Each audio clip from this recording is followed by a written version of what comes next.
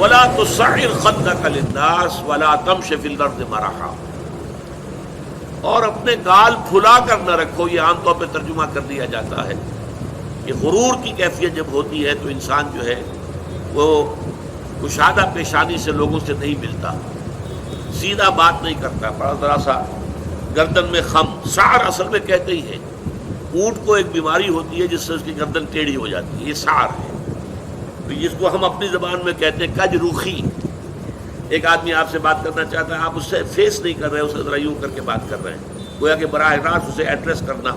یہ اپنے مقام سے آپ بڑا فرو سمجھتے ہیں کہ یہ تو نیچے ہے، میرا مقام بہت بلند ہے. اسی طرح یہ جو کج کولاہی ہوتی ہے، کولاہ جو ہے وہ ذرا ٹیڑھا ہو، ٹوپی جو ہے وہ ٹیڑھی ہو سر کے اوپر، تو یہ کج روخی اور کج کولاہی یہ تمام چیزیں جو ہے یہ ولا تصعر خدک للناس.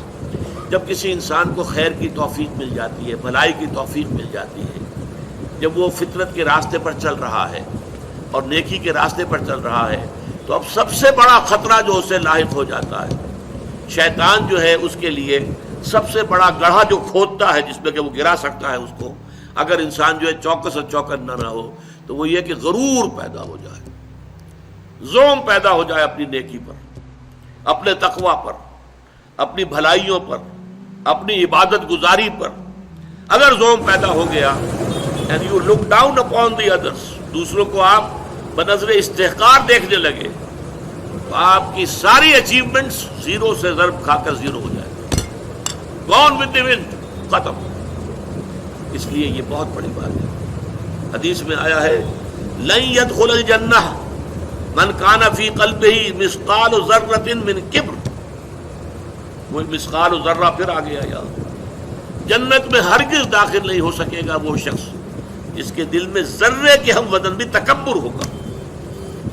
اور حدیث قدسی ہے الکبر ردائی، تکبر تو میری چادر ہے، مجھ پر راست آتی ہے.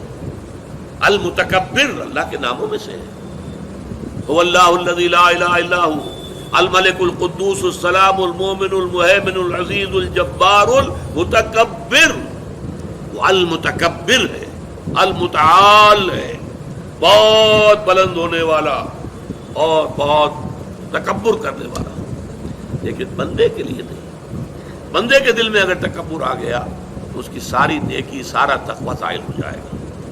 ولا تصعر خدک للناس، تواضع ہونی چاہیے. شیخ سعدی نے بڑی خوبصورت اس کے لیے مثال دی ہے. درخت ہے، آم کا درخت ہے، امرود کا درخت ہے، انار کا ہے، سنترے کا ہے. جب اس پر پھل آتا ہے تو شاخیں جھک جاتی ہیں. اسی طرح انسان کو اگر اللہ تعالیٰ خیر عطا کر دے، اچھے ثمرات اس کی سیرت میں، اس کے کردار میں، اس کی شخصیت میں، علم کے اعتبار سے، کردار کے اعتبار سے بھلائیاں آ جائیں، پھل آ گیا ہے، تو اب اس کو جھک جانا چاہیے، تواضع ہونا چاہیے. اس کے بجائے اگر تکبر ہو گیا، گردن اکڑ گئی، تو معلوم ہوا کہ بس سارا اپنا کیا دھرا جو ہے وہ ضائع ہو جائے گا. ولا تصعر خدک للناس ولا تمش فی الارض مرحا، اور زمین میں اتراتے ہوئے نہ چلو، اکڑ کر چلنا، اترا کر چلنا. مرح جو ہے وہ فرح سے آگے ہے.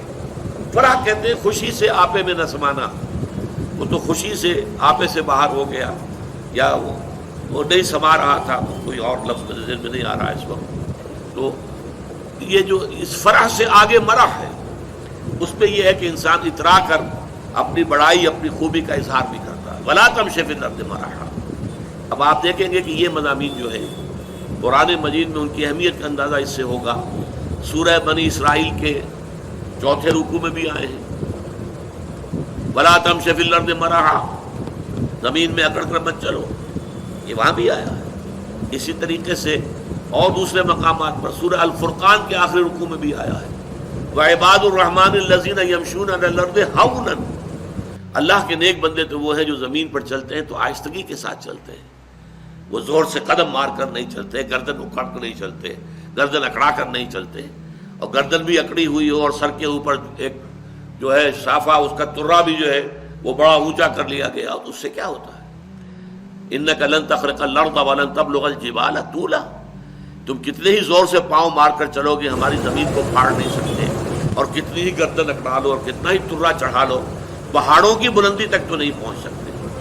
تو یہ در حقیقت مضمون بہت اہم ہے، متعدد مقامات پر آیا ہے، اور سورۃ الفرقان کا جو آخری رکوع ہے وہ تو ہمارے منتخب نصاب میں ہے، اور وہ تفصیل سے ہم پڑھیں گے. تو ولا تصعر خدك للناس ولا تمش في الارض مرحا ان اللہ لا يحب كل مختال فخور. یقیناً اللہ تعالیٰ کو بالکل پسند نہیں ہے جو اکڑ کر چلنے والے ہیں اور شیخی خورے ہیں. مختال کا لفظ بڑا پیارا ہے، یہ خیل سے بنا ہے.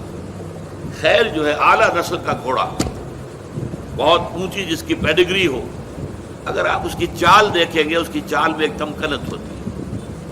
جب انسان اپنی چال میں یہی تمکنت اختیار کرتا ہے تو یہ اختیال ہے، گویا کہ خیل کا سا انداز اختیار کرنا اپنے چلنے میں. خیل سے باب افتعال بنا اختیال. تو اللہ تعالیٰ کو بالکل پسند نہیں ہے. کل مختال فخور، فخر کرنے والے. اپنی نیکیوں پر، اپنی دولت پر بھی فخر ہوتا ہے، لیکن اپنی نیکی پر بھی ہوتا ہے، اپنے علم پر بھی ہوتا ہے، اللہ بچائے. اپنی عبادت پر بھی ہوتا ہے، اللہ تعالیٰ اس سے اپنے حفظ و امان میں رکھے. ان اللہ لا يحب كل مختال فخور.